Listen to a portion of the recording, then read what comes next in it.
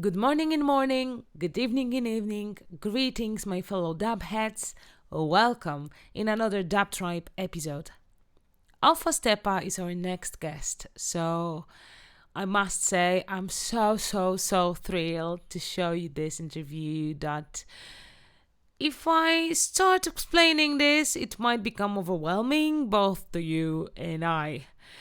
It was such a pleasure to talk to Ben. I cannot emphasize this strong enough. It is amazing conversation. This what you will hear in a second.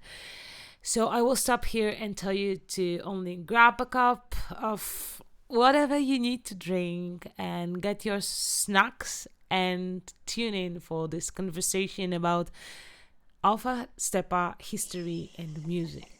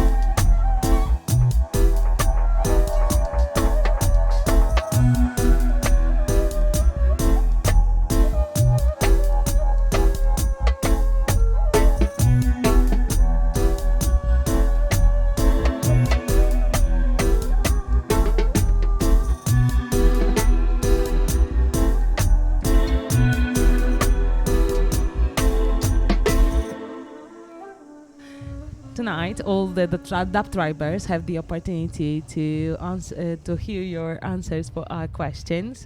We've got few of them. My guest is Alpha Steppa. Ben, hello.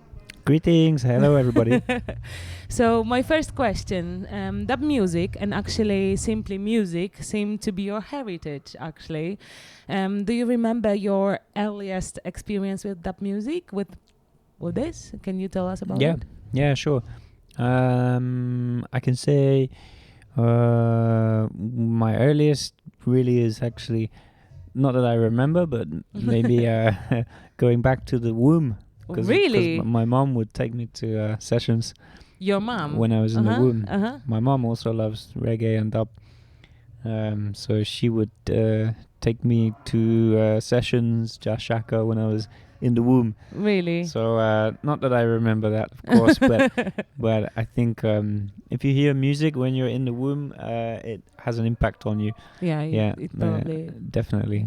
But yeah, I remember also being as a kid in my dad's studio. My dad is there making dub in his studio, and I remember being enchanted by the magician that is my dad and all the equipment, and I found it very interesting and exciting as a young boy. Okay, how old were you at that time?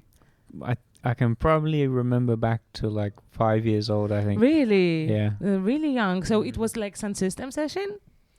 What I mean is to be in a studio of my dad. Okay. Yeah. But I do also remember going to see my dad in sound system sessions, because he actually had a sound system. Not many people know, but really he had a sound system. I know only that he was a part of Alpha and Omega. So I didn't know that he has still. He had a sound system in the 80s before. Even before Alpha and Omega, it was called Roaring Lion sound system. Roaring Lion. So this is why they are calling this studio Roaring Lion. Exactly, yeah. Okay. Nice to hear that. Nice to know that. And the next question also about your family. Did your parents encourage you, or you were a bit forced to go to sound system sessions or to listen to this music? It was just your will, or did they force you somehow? Yeah, it was the opposite actually. My dad always encouraged me not to pursue music. Yeah. Okay. He said it's too hard to make a living as a musician, so you should do something different. Okay. And because you are doing music with your family, with your auntie, and Dub Dynasty is your project as well. How this kind of cooperation influenced your relationship with your family? Yeah, it's an interesting question. I think it brings us closer, to be honest. Yeah. And because we are working as three, we never really get into any fights, really? Musical disputes as such, because we have three of us, so we can always make a democratic vote. Oh yeah, that's opportunity. Okay. Sometimes Christine uses her power of veto, but normally it's fine. Why she has power of veto? Well, I don't know. Christine has a certain authority, Okay. As a girl, or just simply because she knows how to play bass, like you, of course. I think with the overall feel and the vibe of a song, I think me and my dad we trust Christine's judgment. To be honest, she will be able to decide if it's the one to keep or one to dash. Okay. But how this musical journey started for you as a producer? Do you remember the first time when you started producing? Yeah, definitely. I remember I was probably 15 years old, 14 or 15, and my dad gave me an old computer. Okay. Maybe my first computer. And he had some software installed. It was Cakewalk Sonar at the time, which I used for several years. But that was the beginning for me, about 15 years old, and he installed it, and he just showed me that you can record stuff and loop things. Like at the time I was playing in bands, playing instruments and stuff, so I like to sort of record and to write songs, it made it easier for me. So actually, at the beginning, I was just using it to practice playing guitar and bass. Okay. So Because I you could started make with layers the bass, right? with the bass, yeah, yeah. And this probably the first experience with that where I thought, this is very interesting. Is my dad showed me how to record guitar, and he recorded some just playing guitar, and then he kept only a tiny piece that was, to me, sounded like a mistake, and looped the mistake, and made a song, quite quickly from that, Okay. the mistake. So I found that very interesting that he chose to keep the part that was actually just like it was like a weird noise, like an electric noise. Something went Okay. wrong, Okay. but it actually sounded really cool, and I thought, wow, yeah, this is really interesting. Actually, this is maybe something I'd like to learn more about. So your first track was built upon mistake as your dad did? Yeah, Yeah, really. This is tradition of dub, really. Some can say that it was born as a mistake. In a sense, some people, there are different stories about how dub came about, but some people say that they forgot to turn up the vocal, and then I've heard dub this was story born, as well. Yeah, So yeah, exactly. that's a mistake. It's one great big mistake, one beautiful mistake, actually. Okay. Dub music. So what is the most important thing for you in your music? The feeling, like the emotion, yeah. Okay. For me, it's that's definitely the number one priority. I have to feel something. I have to, if I hear it, even if I'm making it, I have to feel something. When I'm making, I have to feel something when I hear it. Okay. This is it. You mean something good or just simply something? Yeah, it doesn't. I don't have to feel necessarily like happy, but I can feel like melancholy or even sadness or like determination or some feeling. I think for me, this is the most important thing with music and with art in general is to provoke. To provoke emotion. Okay. To inspire. Okay. The sound that you are creating, the music that you are creating, has this characteristic sound. When I hear, for example, your songs, your tracks, I can immediately, like on a snap of the finger, recognize. Oh, this is Alpha Steppa. I know this. So, what causes this? Probably you know what causes this. What kind of sound is more important? The most important part for you in that way of looking at the music, your tracks from the technical point of view, let's say? Yeah, actually, I don't know because it's probably easier for you to tell, as a listener, than for me, the creator, because I'm just making music automatically. This is just trying not to think about it too much and just do it. So I don't know what defines it or what makes it distinct from other music, but I can say that I do focus on the bass as the foundation. In the tradition of dub, the drums and the bass. But I also I think of it as, not always, but often, as a dance music. I'm making a dance music for people to dance and to be uplifted by, but also making songs. So, like, I'm also a big fan of music in general. So I will listen. I will listen to even mainstream music, to hip hop. I was about to ask about the music to pop music, whatever. And I really appreciate a good song, regardless of the genre. So, yeah, I focus on making something that you can enjoy and dance to and feel free listening to in a club or a festival or a session. But on the other hand, you can also listen in your car. I want you to be able to listen in your little headphones, or just the power of a good song. So even your mom can enjoy it, or your grandma. You could play it to your grandma and she'd be like, this is a good song, you know. Yeah, yeah. That's a good point towards which we can, direct when we are creating music. That's really important to all the producers, and that's a really good hint. Thank you for that. Thank you for that. Okay, I've read in some of your previous interviews that you've got this struggle when you started making music, that it was a bit chaotic. What makes make you to stop being chaotic, and what was the point? Maybe it was the person or something that you've heard that you've decided to simplify your songs. What was that? Yes. So yeah, I think that's actually true. I don't have any recordings from The the past? very early days. I think everything is probably lost now.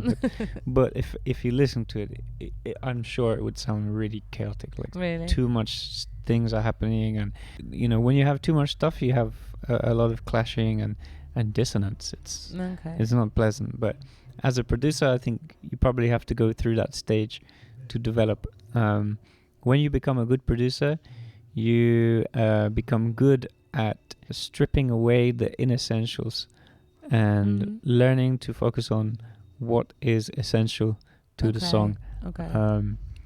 This is a real skill, though. It's not that easy, There's a complexity in simplicity. Yeah. So if you can make it's very easy to make something complex. Okay. And it's very easy to make something simple. But to make something that is both simple and unique is what makes a special, creation, I think. Okay. Did you have at your journey? Did you have the person that somehow directed you towards what you are doing right now, or it was just experience that you build up on your current techniques and so on?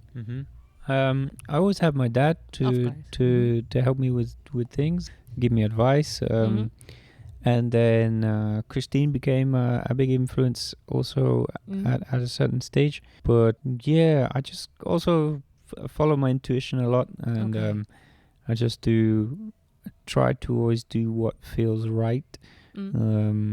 When I finished my studies, I got rid of all of my possessions, and so I lived about 10 years with no possessions, actually, with just the laptop and very basic stuff.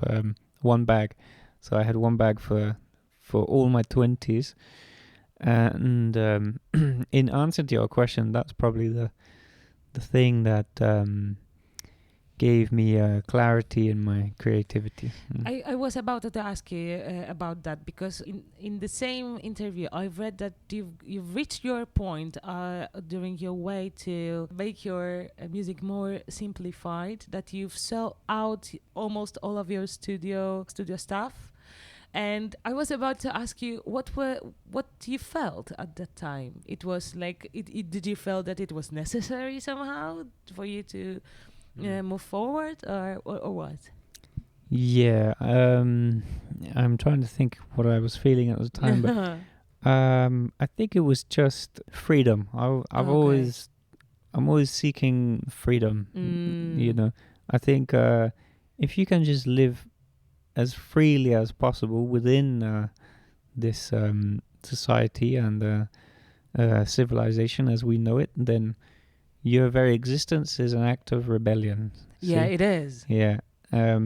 So I think it's important to pursue freedom in every aspect of your life. And at that stage of my life, I think I probably felt sort of tied down by university at the time. And in fact, at that time, I was probably 20. Oh, okay. And I'd never really left the country. I'd never been on an airplane. At that time, when you... Yeah. Really? I didn't have a passport.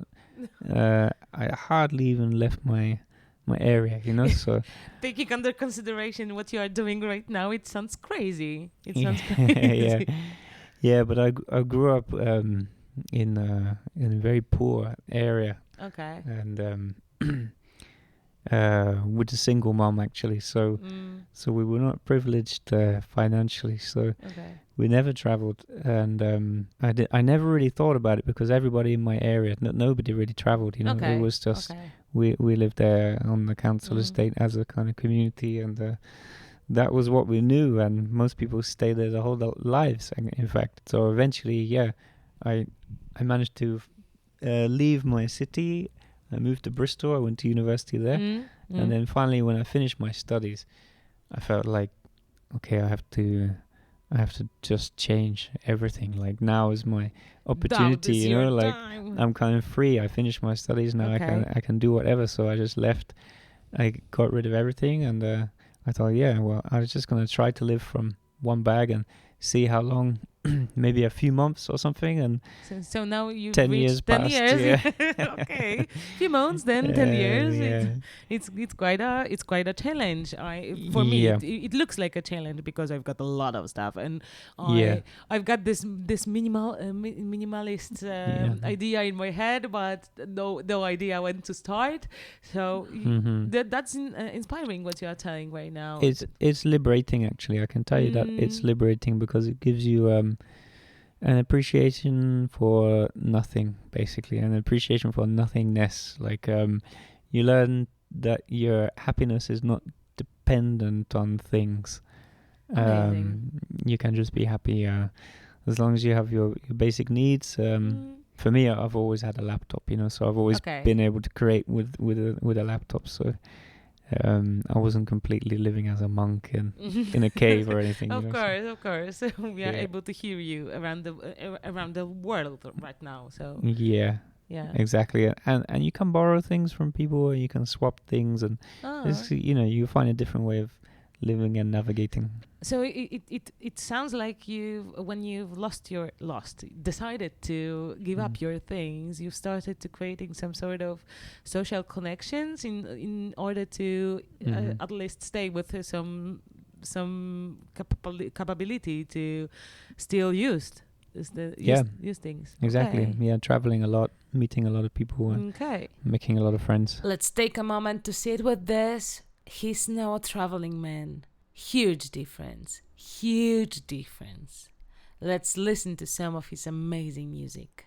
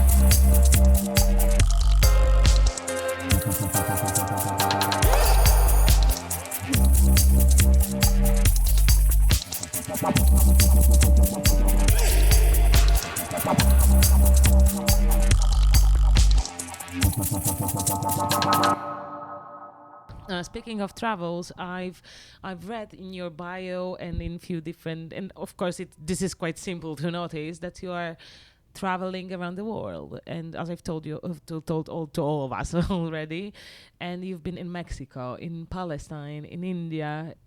Is there any of sessions, travels that you remember the most? That was, I don't know, the most magical or spiritual or some sort of that way? Yes, definitely.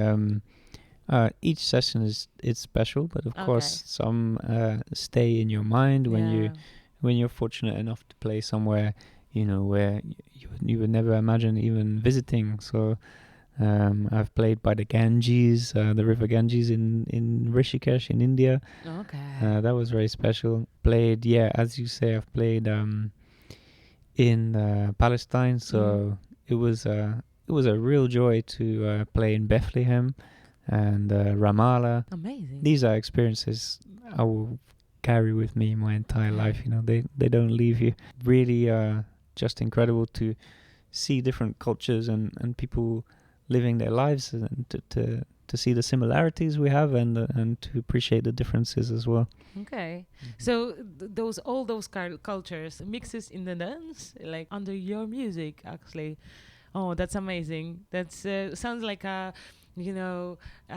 dream come true to all the musicians. Amazing. Congratulations. Yeah, it's a dream. Yeah. Okay, your newest album runs around one singer, Villette Sion, and you actually did with her the whole Balance album, and it sounds amazing. So congratulations. Thank again you. and again.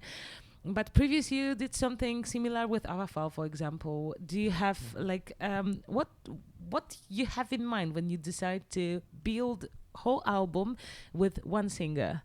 There has to be a special connection, which often develops over time. Okay. Like I have worked with Our previously on projects, but never an album. But they reached a stage where we thought, we have to make a whole body of work that we can give to the people. With Willetta as well, we've been working together for a long time, and also it's been a great pleasure to work with Willetta.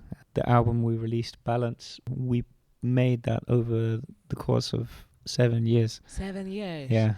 Okay, that explains a lot. Because some of the songs I already knew. I felt that I knew them actually. So it seems like familiar. Yeah, exactly. Yeah. But that made I think it makes the album quite mature. Oh, okay. It's something that we did not rush. We really just took our time, and when we were both completely satisfied with what we had created, we released it. Yeah. Okay. With your music, you are commenting the reality as well, along with the singers, and that you are cooperating with.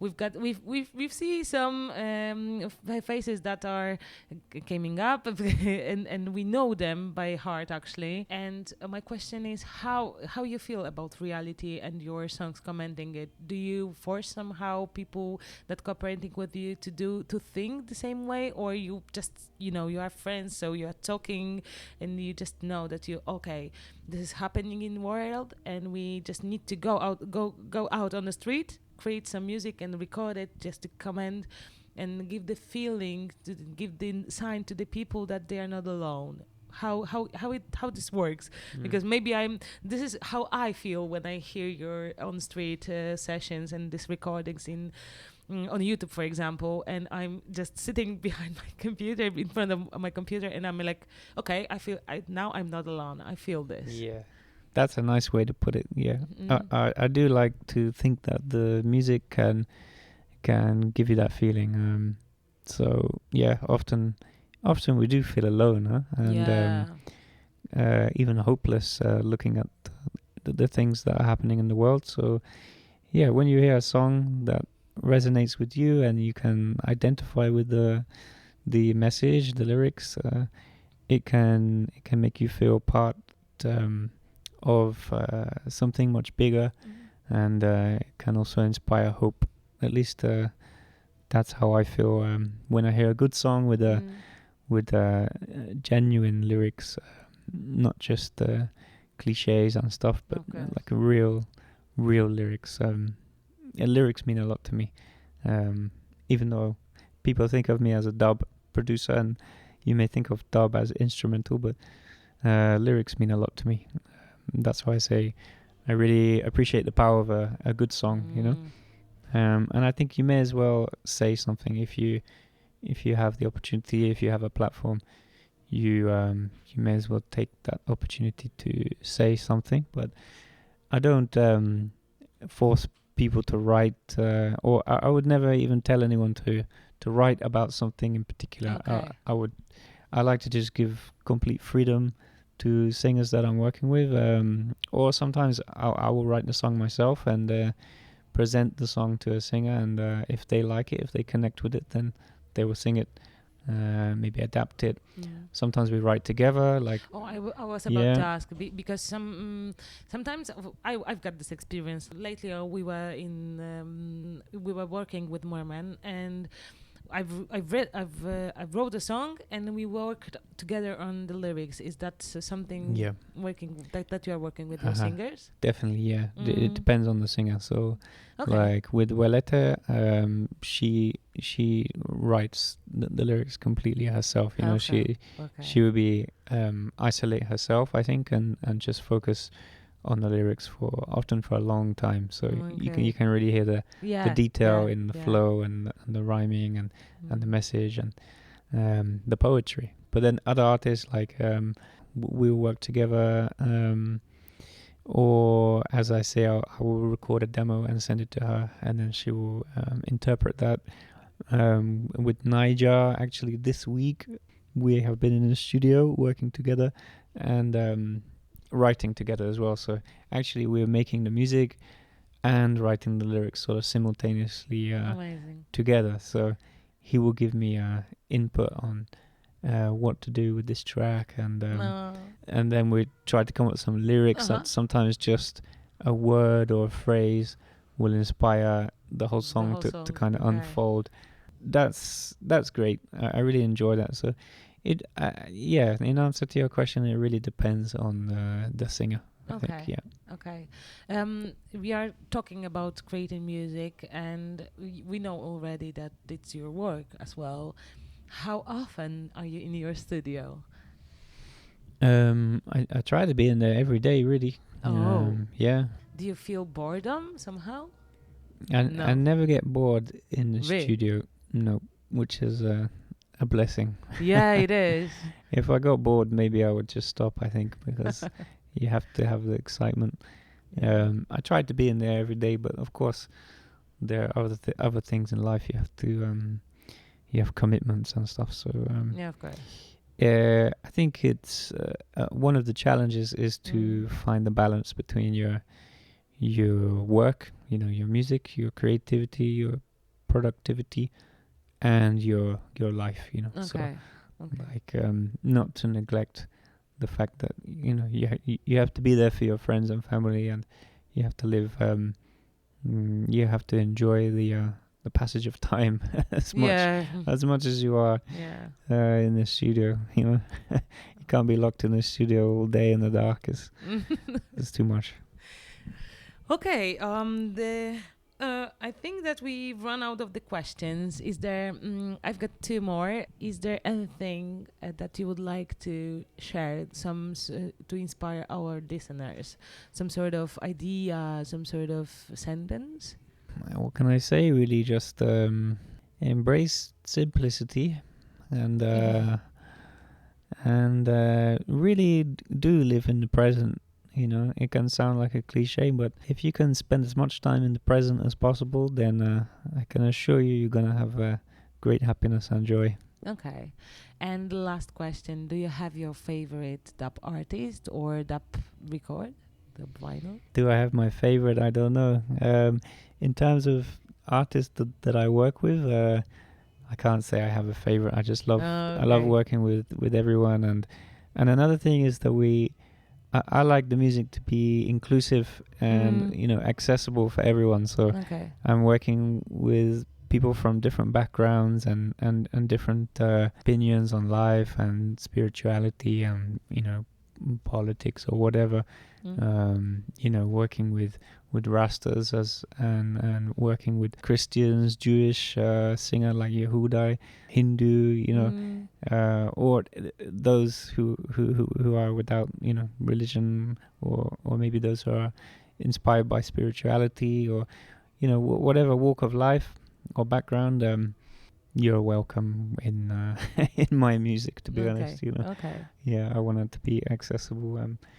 But in terms of my favorites, yeah, I still love to listen to Alpha and Omega, and I love King Tubby, and I love Lee Scratch Perry. I love the Foundation. But also on the other hand, there are great producers today as well. Yeah, shout out to Jayu, Blondetto. Is great. I think OBF do some great stuff, and just a lot of really interesting producers and artists at this time in dub music. So I really I appreciate that. Okay, so last question. I promise. Sure. Because when we are talking, I just think of one last thing. Because you are traveling around the world and you are quite long in this, let's say, genre. And what do you feel is dub music and dub culture growing? What is your impression about that? Because we here in Poland, we sometimes struggling. So there are cities where we've got like a crowd on the sessions, and there are cities when we've got like 30 people, and that's maximum. So my feeling, because I'm traveling as well to see some sort of artists and so on, I feel different. It for me it depends. But how do you feel about this culture? I feel like it is evolving, which is natural, I think, for all forms of culture throughout human history. But also it can be frustrating for some people, and even painful to see something evolve into something else that is maybe lacking the appreciation for the foundation and maybe the core message and the origins of the music. So that can be difficult for some people. I think especially the Rasta community would struggle with this. For me personally, I like to see the evolution of music, so I like to see the evolution of music and to follow music back to try and find where it comes from as well. So even with dub and reggae, you can follow that back, and you can go even deeper, into the origins of that type of music. And as I say, culture is always evolving and spreading across the world. That's why we have such a diverse world, because culture has traveled with the migration of humans, and throughout history, every culture has been inspired by another culture. You can go back 200,000 years, and you will find that. You can ask any anthropologist, but equally, I think if you are involved, at least in reggae and dub, you should understand the foundation. You should understand the beginnings.